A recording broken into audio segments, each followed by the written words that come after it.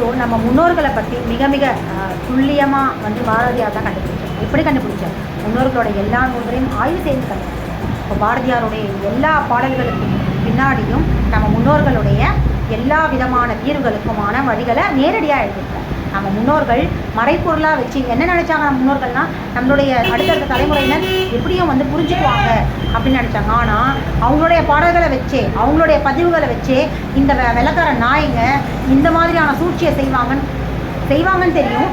இந்த அளவுக்கு நம்மளுடைய இந்தியர்களும் தமிழர்களும் மதிமயங்கி போவாங்கன்னு அவங்க எதிர்பார்க்கல. இவங்க எவ்வளோ பண்ணாலும் ஓரளவுக்காவது அனுமானித்து தீர்வுகளை கண்டுபிடிப்பாங்கன்னு நினச்சாங்க. ஆனாலும் இன்னொரு விஷயத்தை அவங்க என்ன நினச்சாங்கன்னா, குறைஞ்சபட்சம் யாராவது ஒருத்தர் அடுத்தடுத்த லெவலுக்கு கொண்டு போவாங்க, புரிஞ்சுக்குவாங்கன்னு நினச்சாங்க. அதுதான் வந்து அடுத்தடுத்த சித்தர்கள், அவங்களுடைய பாடல்களை சித்தர்களுக்கு அப்புறம் பாரதியார் புரிஞ்சுக்கிட்டார். ஸோ யாரோ ஒருத்தர் நிச்சயமாக அடுத்தது வருவாங்க அப்படிங்கிறத அவங்க தெரிஞ்சு தான் எழுதி வச்சாங்க. அவங்க நினச்சா மாதிரியே பாரதியார் என்ன பண்ணார்னா, அதை புரிஞ்சுக்கிட்டு அதை தன்னுடைய பாடல்களில் எழுதிட்டார். அவர் என்ன நினச்சார்னா, ஒருவேளை நம்ம முன்னோர்களுடைய இதிகாசங்களும் சரி பாடல்களும் சரி அந்த புரிஞ்சுக்கிற அளவுக்கு தமிழ் ஆழம் வந்து இன்னும் இல்லை. அதனால தான் இன்றைக்கி புரியல போல் நம்ம மக்களுக்கு. இனி தமிழை எளிமையாக்கும், மொழியை வந்து மொழிகளையே ரொம்ப சுருக்கமாக்கும், ரொம்ப ஈஸியாக்கி அப்போயாவது இவங்களுக்கு புரியுதான்றதுனால தான் சிந்துவெளி இன்னிசை பாடல் அவரே எழுதுறார். எளிமையான தமிழில் எல்லாருக்குமான புரிதல் இருக்கட்டும் அப்படிங்கிறதுனால தான் அது எழுதுறாரு. ஒருவேளை லாங்குவேஜ் ப்ராப்ளம் போல தமிழ் சங்கத்தமிழ் புரிஞ்சிக்காததுனால இவங்க வந்து இன்றைக்கி நடக்கிற பிரச்சனையை வந்து சரியாக புரிஞ்சிக்கல. அப்போ இன்றைக்கி நடக்கிற பிரச்சனையை மிகச்சரியாக புரிஞ்சிக்கிறதுக்கான எளிமையான தமிழை அவர் அந்த உத்தியை பயன்படுத்தினார். அதுவுமே அடுத்தடுத்து இவர் எழுதினார்னா எல்லா விஷயங்களும் அம்பலமாயிடும் சொல்லி தான் அவரை கொண்டுட்டாங்க. இதை வந்து எப்படி புரிஞ்சுக்கலாம் அப்படின்னா, அடுத்து பாரதியார் போயிட்டாருன்றதுனால முடிஞ்சில்லை. அடுத்து வந்திருக்காங்கல்ல, அடுத்தடுத்து வந்தாங்களே எழுத்தாளர்கள். அதில் மிக மிக முக்கியமான ஒரு புத்தகம் ஆதுரசாலை. எப்படி சிந்துவெளியின் இசை அப்படிங்கிற ஒரு பாடல் மட்டுமே போதுமான சாட்சியாக இருக்கும். ஆதுரசாலையும் இதே மாதிரி மூதாதையர்களுடைய எல்லா விஷயங்களும் பிரதிபலிக்கிறது. எனக்கு என்னுடைய சிகிச்சைக்கு மிக மிக உதவியாக இருந்தது. பல நுட்பங்களை திறந்து விட்ட ஒரு நூலாக தான் நான் அதை பார்ப்பேன்.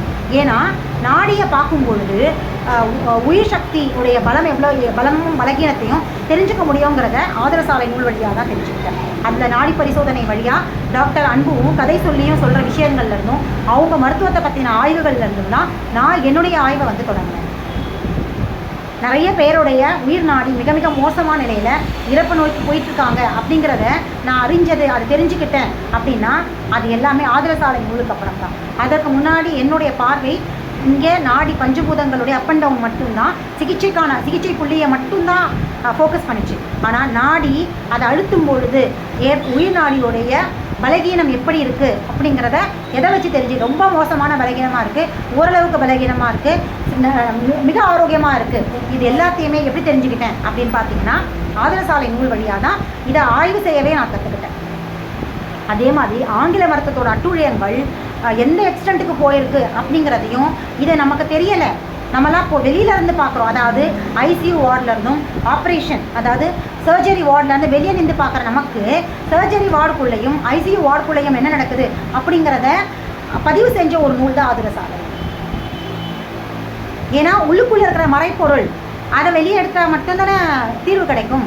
அப்போ தானே எல்லாருக்கும் புரிதல் வரும். அதை பாரதியார் செஞ்சார், அதை ஆதுரசாலையோட எழுத்தாளர் செஞ்சுருக்காரு. உள்ளுக்குள்ளே என்ன நடக்குது அப்படிங்கிறது தான் அவங்க பதிவு செஞ்சுருக்காங்க. யார்? நம்ம மூதாதையர்கள். அதை வெளியே கொண்டு வந்தவர் பாரதியார், அம்பலப்படுத்தினவர் பாரதியார். அந்த நூலை அம்பலப்படுத்தியிருக்கு.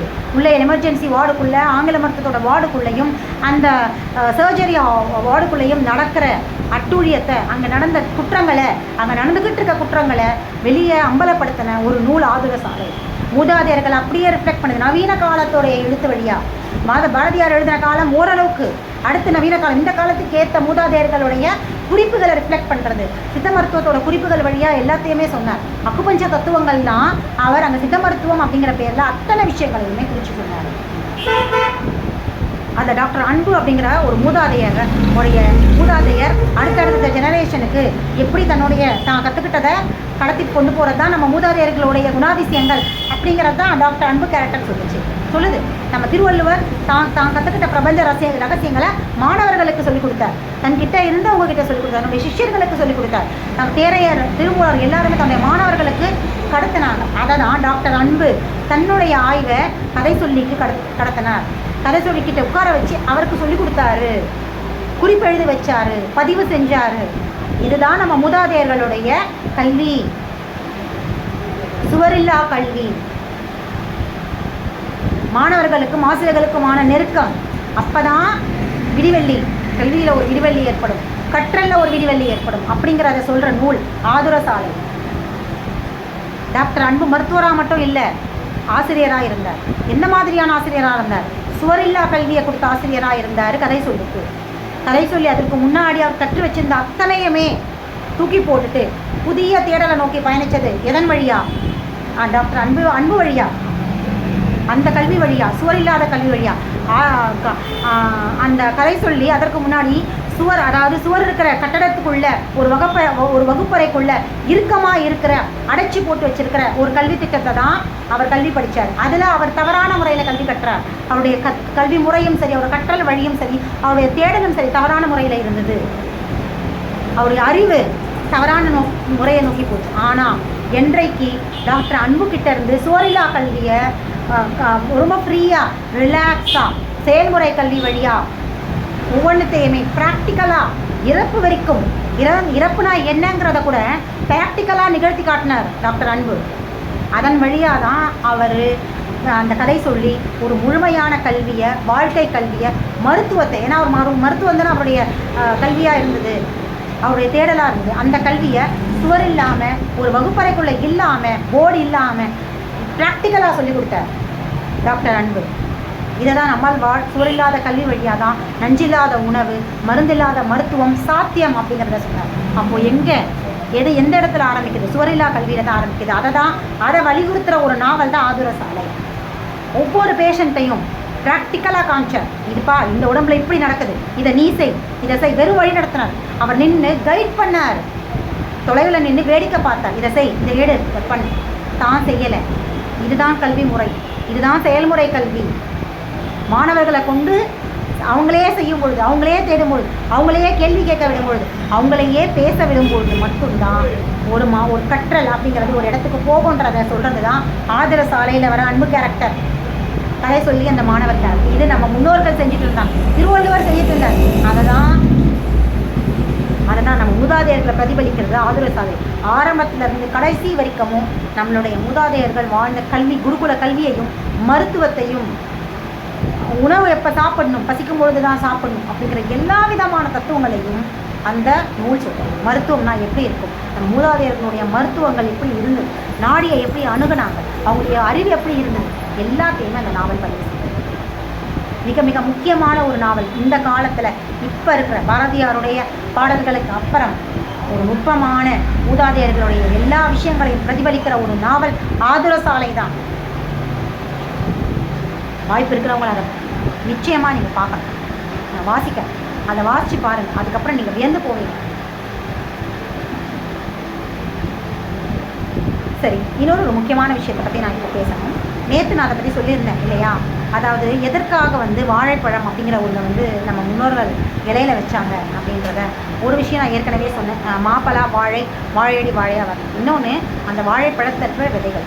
நம்ம முன்னோர்கள் எல்லாத்துக்குமே ஒரு தத்துவத்தை மறைச்சி வச்சுருப்பாங்க. அதாவது என்ன அப்படின்னா, அதிகமான விதைகள்னா என்னது? விந்தணுக்கள் கொண்ட வாழைப்பழம் அப்படின்னா என்னது? ஆண் உறுப்பு.